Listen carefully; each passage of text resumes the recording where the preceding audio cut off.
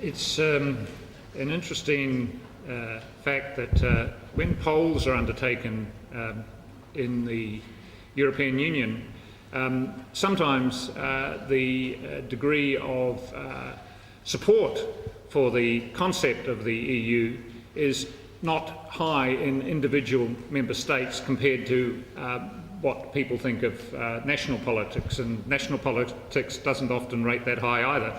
But it's also an interesting fact that of all the member states, I believe that many of the polls show that the polls themselves are the strongest supporters in many ways of the EU, almost stronger for the EU than sometimes for national governments. It's a very interesting fact that I recall from a couple of years ago.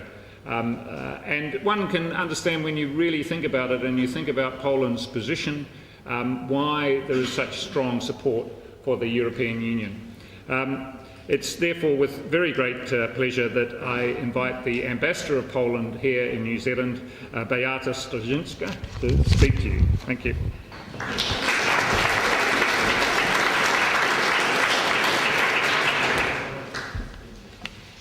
Thank you, Peter, for the introduction. Actually, the numbers I have here show something different. I'm out of date. So, good evening, everybody. It is my pleasure to be here, and I am really glad that I'm part of this discussion. A decade ago, Poland and 9 other countries joined the European Union. This was made possible thanks to our tremendous efforts to meet the membership criteria. We did not join the European Union on a whim. We became part of the Union because we carried out comprehensive reforms, practically remodeling our country from the bottom up. In less than a decade, we built a democracy and a free market economy, 2 pillars of a united Europe. Poland made this leap by embarking on the path of systematic transformation, which began in 1989.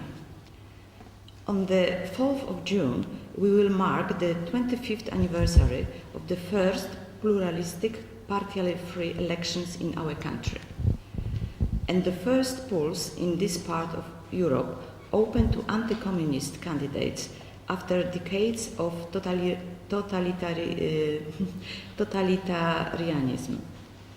Back then, reeling from 40 years of communist rule, Poland was economically and politically bankrupt and a headache for the world's leaders. Today, we are helping to fix problems in Europe and beyond. We have proven that by staying the course, it is possible to turn the tide of history. And even while we celebrate our successes, we serve as a source of inspiration, be it in Ukraine, Tunisia, or Myanmar, regardless of nationality, color, or creed. This Jubilee year, I hope we will be inspired by the story of Poland's road to freedom and European integration.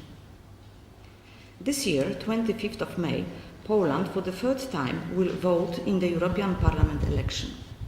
The first time Poles voted was 2004, then in 2009.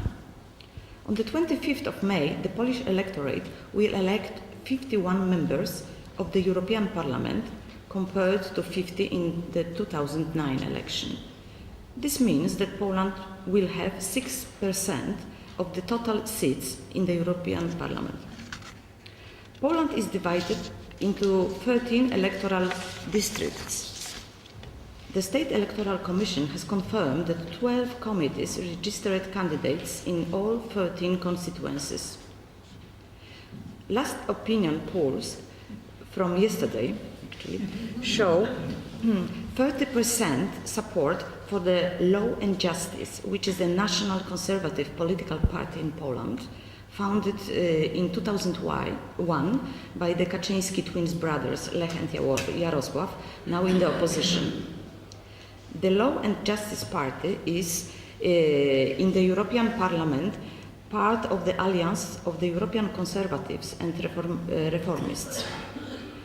Part of the AECR is also the Poland party called Together Party with support of 4%.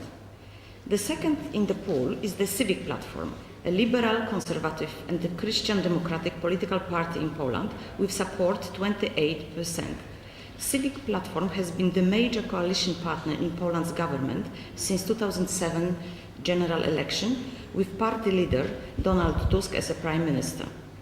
The Civic Platform party in the European Parliament is a part of the European People's Party, EPP. Part of the EPP is also the Polish People's Party with support of 6%. The third in the polls is the Democratic Left Alliance, a social democratic political party in Poland with support of 12%. This party is part of the Party of the European Socialists at the European Parliament. So the polls show that in Poland, for the Conservatives, will vote probably about 40% voters, for EPP about 35%, and for PES approximately 21% of voters.